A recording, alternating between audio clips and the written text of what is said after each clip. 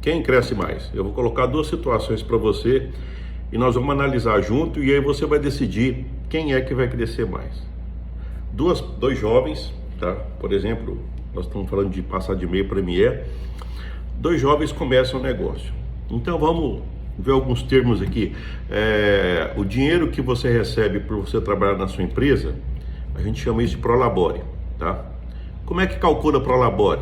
Normalmente faz-se o seguinte: quanto que eu pagaria alguém para fazer a função que eu estou fazendo?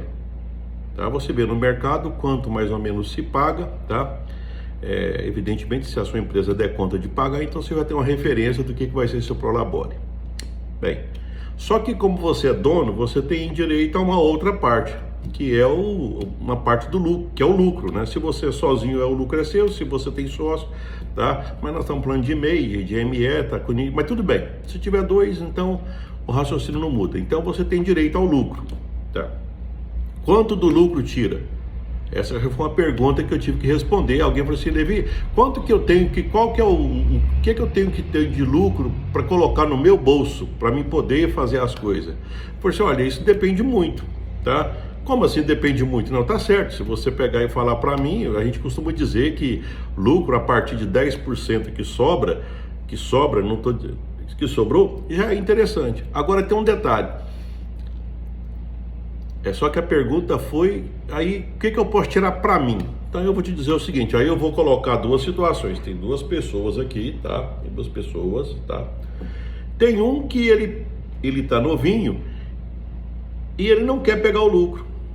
Não quer pegar o lucro. Ele quer que cresça e ele deixa lá dentro. E isso passa um ano, passa dois, passa três.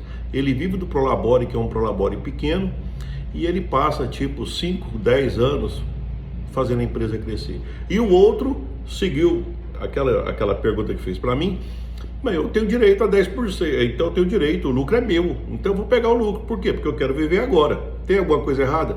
Não, nas duas situações eu vou te dizer que os dois estão tomando as decisões que eles têm direito de tomar, tá? Não cabe aqui analisar o certo ou o errado, cabe analisar o seguinte: a gente tipo assim, a gente tem a liberdade de tomar as nossas decisões, né? Mas nós somos eternamente responsáveis pelas consequências, né? A gente é livre para tomar decisão, tá? Mas tem que arcar com as consequências.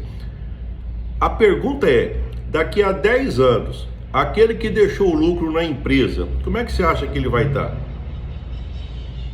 Então, é como se os dois se encontram, tá? Eles vão começar a conversar. Você percebe que as empresas elas já são extremamente diferentes. Por quê?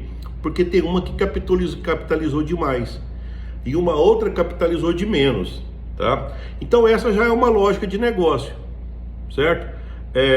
Aí vai a pergunta para você: você prefere viver o presente e viver bem, tá? Ou você prefere, num encontro daqui a 10 anos, na hora que você encontrar, você prefere estar num outro cenário?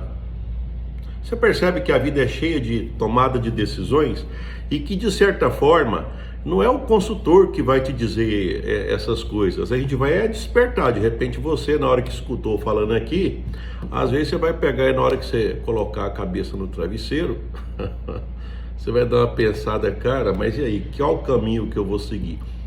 Na hora que você começou a pensar sobre isso, eu acho que você já está no caminho correto, tá? Agora, seja qual for a decisão, lembra do que eu falei: você é eternamente responsável pelas consequências das decisões que você toma, né?